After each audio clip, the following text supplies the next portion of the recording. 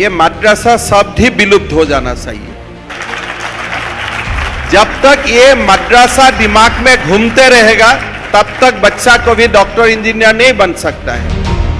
अपने इस बयान में हेमंत बिश्व शर्मा जिस मदरसा शब्द को ही शब्दकोश से खत्म कर देने की बात कर रहे हैं, उसी मदरसा के नाम पर अपने देश भारत में मुसलमान के साथ नेतागण वोट बैंक की राजनीति करते हैं।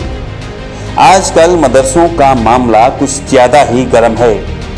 प्रधानमंत्री मोदी अल्पसंख्यक मुसलमानों की मदरसों की स्थिति में सुधार लाने की शुरू से वकालत करते रहे हैं। सरकार मदरसों में छात्रों के हाथों में कुरान के साथ साथ कंप्यूटर थमाने की भी बात करती रही है, लेकिन इन सबों के बीच असम से उत्तर प्रदेश तक कई राज्यों में मदरसों के सर्वे के नाम पर बवाल मचा हुआ है। क्या है इस बवाल के पीछे की बात? क्या सचमुच मदरसों के नाम पर मुसलमानों को परेशान किया जा रहा है? जानेंगे पूरी बात, जुड़े रहिए हमारे साथ। नमस्कार, मैं मनीष राज, मेरे साथ आप सुन रहे हैं समसामयिक चर्चाओं का विशेष पॉडकास्ट सुनो भाई साधो। इस खास कार्यक्रम में आप सभी का स्वागत है। साधो, यह तो आप सबको मालूम ही होगा कि पहले हिंदू सनातन संस्था में बच्चों के शिक्षा के लिए गुरुकुल हुआ करते थे, जिनका स्थान अब आधुनिक स्कूलों ने ले लिया है। मुस्लिम सामाजिक संरचना में शिक्षा देने का काम मदरसों के जरिए होता आया है। इन मदरसों से कई नामी मुस्लिम हस्तियों ने शिक्षा पाई है, लेकिन समय के दौर के साथ कदम मिलाकर न चलने की वजह से दुनिया भर के अधिकांश मदरसे बदहाली, कुव्यवस्था और अधूरी शिक्षा का एक जरिया बन गए हैं। इसीलिए भारत में सरकारें इन मदरसों के आधुनिकीकरण की बातें करती हैं और योजनाएं लागू करती हैं। पिछले दिनों देश में कई देश विरोधी घटनाओं में मदरसों के लिंक मिलने के साक्ष्य मिलने के बाद से इन मदरसों पर सवाल उठने शुरू हो गए हैं। पूर्व भाजपा की महिला नेता नुपुर शर्मा की हत्या का प्लान बनाने वाला जैश ए मोहम्मद का एक आतंकी मोहम्मद नदीम को जब अगस्त महीने में सहारनपुर से गिरफ्तार किया गया, तो उसने पूछताछ में जो मदरसों और मदरसों से जुड़े टेरर लिंक के बारे में खतरनाक खुलासे किए थे, वो काफ़ी चौंकाने वाले रहे। असम में भी आतंक के 2 मॉड्यूल का पता चला है। ये दोनों मॉड्यूल AQIS यानी अलकायदा का इंडियन सब कॉन्टिनेंट चला रहा है। अभी तक जितने भी लोग पकड़े गए हैं, सबका इस अलकायदा के इस गुट से लिंक था। अब आप इसे इत्तेफाक कहिए या साजिश, सभी का कनेक्शन या तो किसी मदरसे से जुड़ा था या फिर वो किसी मस्जिद के इमाम थे।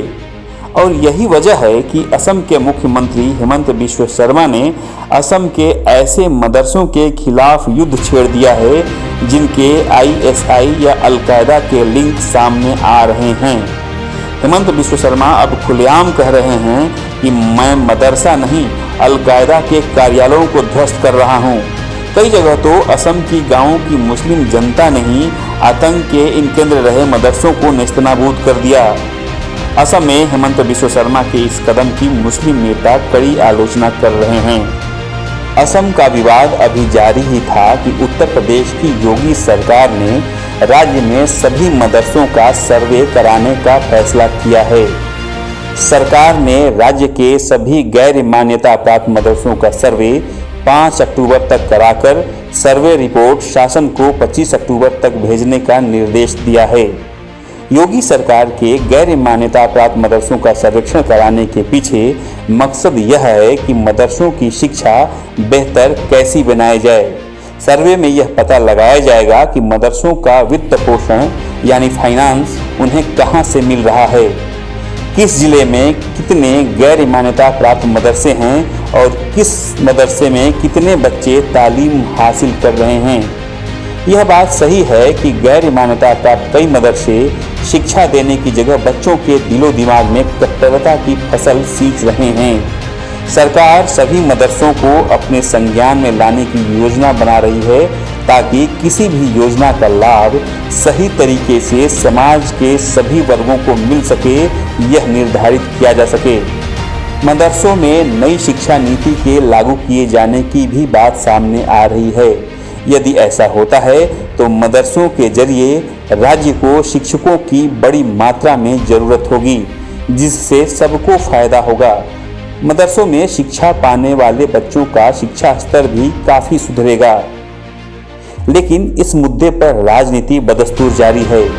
IMIM अध्यक्ष असदुद्दीन ओवैसी ने इस मसले पर यूपी सरकार की आलोचना कर कहा है कि यह कदम मुसलमानों को परेशान करने के लिए उठाया गया है। उन्होंने कहा कि सरकार को इन मदरसों के कामकाज में हस्तक्षेप करने का कोई अधिकार ही नहीं है, क्योंकि ये सभी निजी मदरसे हैं।